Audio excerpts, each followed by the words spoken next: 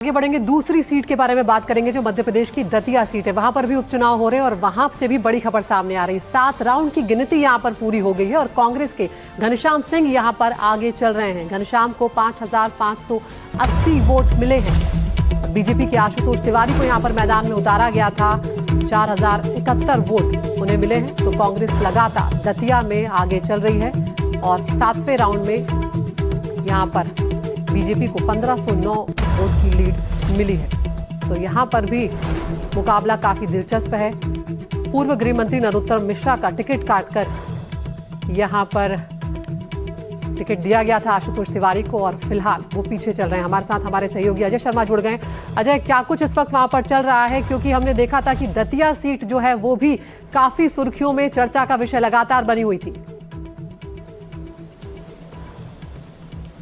देखिए, बिल्कुल मध्य प्रदेश की बेहद हाई प्रोफाइल सीटों में दतिया को गिना जाता है और नरोत्तम मिश्रा की वजह, इसकी वजह सबसे बड़ी नरोत्तम मिश्रा हैं, जो मध्य प्रदेश के पूर्व गृह मंत्री और मध्य प्रदेश में बीजेपी के कद्दावर नेता के तौर पर उनको पहचाना जाता है।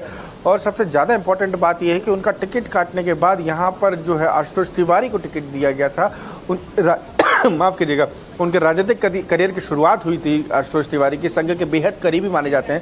लेकिन जिस तरीके से कार्यकर्ताओं का गुस्सा जो है वो सड़कों पर देखने को मिला था नरोत्तम मिश्रा को टिकट नहीं मिलने के बाद, लाठीचार्ज हुए, आंसू गैस के गोले छोड़े गए, नेशनल हाईवे जाम हुए। अब वो जो है ईवीएम जब खुल रही हैं तो वो नज़र आने लगा है। तकरीबन 3800 से ज़्यादा वोटों से जो है इस वक्त, सबसे बड़ी खबर मैं आपको बता दूँ अदिति, 3800 वोटों से जो है बीजेपी पीछे चल रही है। मतलब कांग्रेस के उम्मीदवार जो है आगे चल रहे हैं यहाँ पर। और सुबह बस एक बार बीजेपी आगे हुई थी 1100 वोटों से, उसके बाद से लगातार कांग्रेस के उम्मीदवार ने बढ़त बनाई हुई है। तो अब ये जो ट्रेंड है वो आगे जारी रहने वाला है। चूँकि शहरी इलाका है, बीजेपी को बहुत अच्छे से मालूम है कि उनके साथ जमकर सैबोटेज हो गया है इस पूरे इलेक्शन में, बाई इलेक्शन में। और दूसरे कांग्रेस को भी सैबोटेज की जानकारी थी। कांग्रेस ने अपने जिन राजेंद्र भारती की वजह से यहाँ चुनाव हो रहा है उन पर कार्रवाई करते उनको पार्टी से निष्कासित कर दिया है कि उन्होंने भीतरघात किया है कांग्रेस के साथ, तो उन पर कार्रवाई कर दी है। अब लेकिन इन सब के बीच में सबसे महत्वपूर्ण ये हो जाता है कि मध्य प्रदेश की सीट पर जो है पहला उपचुनाव इस लिहाज से, क्योंकि बीजेपी के प्रदेश अध्यक्ष हेमंत खंडेलवाल से लेकर यहाँ पर मध्य प्रदेश के मुख्यमंत्री मोहन यादव की अगुवाई में पहला बाई इलेक्शन था।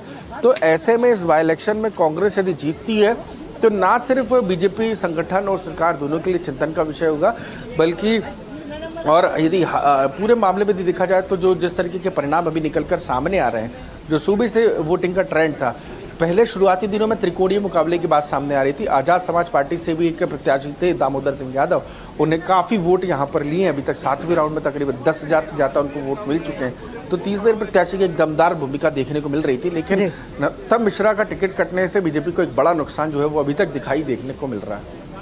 बिल्कुल अजय, आप नजर बनाए रखिए, लौटेंगे आपके पास। तो हमने वो भी देखा था जब नरोत्तम मिश्रा का टिकट कट गया था, उनके समर्थकों ने किस तरह से अपना विरोध दर्ज कराया था। मंच पर नरोत्तम मिश्रा आंसू बहाते हुए भी नजर आए थे, भावुक होते हुए नजर आए थे। अब देखना होगा यहाँ पर बीजेपी का प्रदर्शन कैसा रहता है। शुक्रिया अजय आपका इस तमाम जानकारी के लिए।